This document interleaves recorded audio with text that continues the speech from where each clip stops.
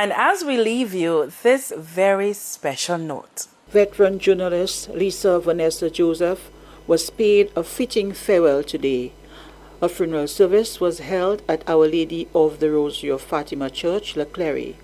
Among those paying last respects were Prime Minister Philippe J. Pierre, Leader of the Opposition Alan Chasney, and government officials, media colleagues, family and friends. A familiar face on DBS television and a recognizable voice both on radio and television, Lissa applied her skills in multiple capacities at several media houses, including our very own Hot FM.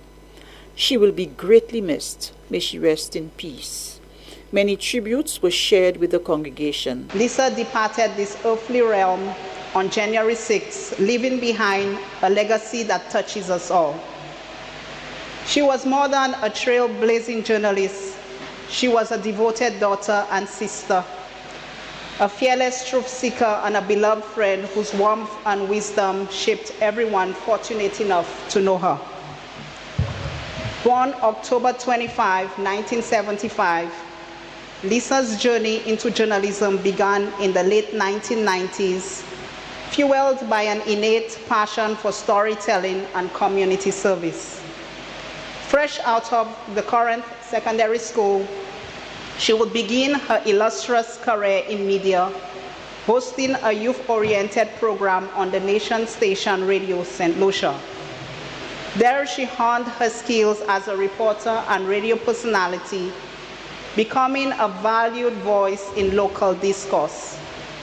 Transitioning to television, she graced the screens at DBS Television and Always Calabash TV, scripting segments, anchoring news, and conducting interviews that made complex issues accessible and engaging. Lissa also worked for Choice TV, Radio Caribbean International, the Government Information Service, and Calabash TV. Understood that behind every story was a human being, and she treated each with dignity and care.